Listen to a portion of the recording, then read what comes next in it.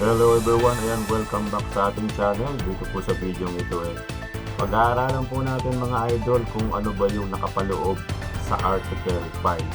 So ang sinasabi dito sa Article 5 ay ang injury and assistance. Ito ay ang pagkakaroon ng injury o ang pagtulong sa injured player.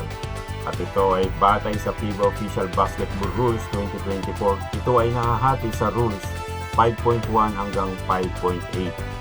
Okay, punta po tayo sa 5.1 mga idol. Kapag may injured player.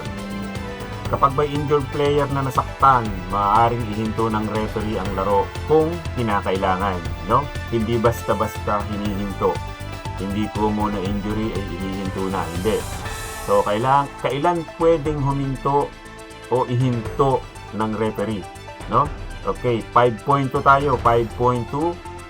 Kung live o buhay pa ang bola nang mangyari ang injury, karaniwang hindi agad magbo-blow ng whistle ang referee. Hihintayin muna niyang magkaroon ng natural na dead ball situation. Ayan, kailangan dead ball bago ihinto. At ito nga yung mga halimbawa ng dead ball natin, no? Kung halimbawa, may tira pa para sa bola or para sa goal, no? May tira para sa goal. Mawala ng control sa bola, hindi na laruin ang bola o maging dead ball. So sa madalit salita, dead ball. Alam naman natin kapag sinabing dead ball, andyan yung mga violation. So kapag ka nagkaroon ng violation, doon lamang pwedeng ihinto ng referee ang laro. At doon lamang pwedeng palitan yung na-injured or kung kaya pa niyang maglaro. Okay, punta tayo sa 5.3. Pero iyon nga, ang sabi dito sa 5.2, pero kung kailangang protektahan agad ng ang injured player, maaaring ihinto kaagad ng referee ang laro. Ayun, kung kailangang protektahan talaga. At kung talagang grabe, no? Grabe talaga. So, punta tayo sa 5.3. Kailangang isubstitute ang injured player. Kung hindi kayang ipagpatuloy ng injured player ang laro, humigit kumulang 15 seconds o 15 segundo, o kung nakatanggap siya ng treatment assistance mula sa sariling head coach, assistant coach, substitute, excluded player, o accompanying delegation member, kailangan siyang palitan. So, hindi basta-basta pinapalitan, no? Kailangan ay merong approval nitong mga ito, no? Ng head coach, assistant coach, substitute, yan, no? Ngayon, may exemption kapag ang team ay bababa sa mas mababa sa 5 players dahil sa substitution. No? Ayan, punta tayo sa 5.4. Pagpasok ng team personnel support. Ang coach, assistant coach, substitute, excluded players, at accompanying delegation members ay hindi maaaring basta pumasok sa court para tulungan ang injured player.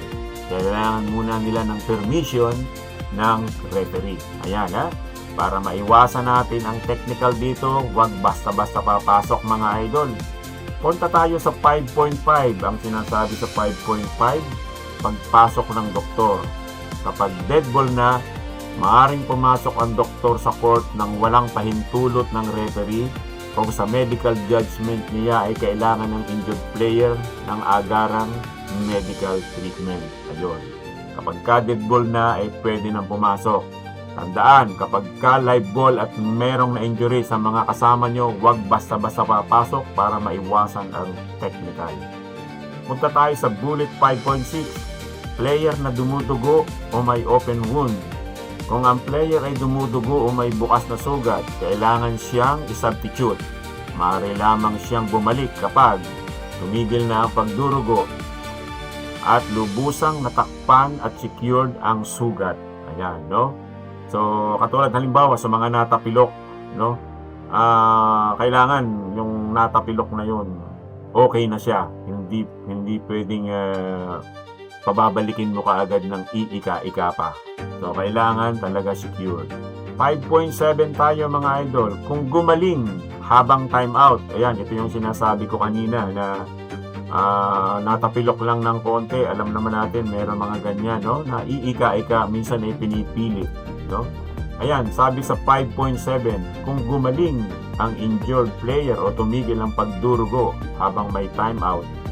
Bago tumunog ang substitution signal ng timer, maaari siyang magpatuloy sa paglalaro at hindi na kailangang masubstitute. Ayan, no? Kasi kaya naman niya, no? At saka, siya naman ang tatanungin talaga, yung player. Okay, punta tayo sa 5.8, ang last bullet. Ang injury ng starting player o player na tumatanggap ng treatment between free throws. Yan, ha? Ang player na napiling starter o ang player na tumatanggap ng treatment sa pagitan ng free throws ay maaaring i-substitute dahil sa injury. Ayun. Sa ganitong sitwasyon, ang kalabang team ay maaari ring mag-substitute ng parehong bilang ng players kung nais nila. Ayan, yun po, no?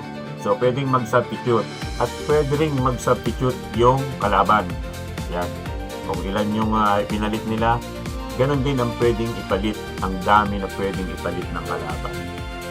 So, yan po ang nakapaloob sa 5.1 hanggang 5.8. So, ito yung napakasimpleng halimbawa, no? Halimbawa, nasugatan si A1 habang naglalaro at hindi siya makapagpatuloy agad.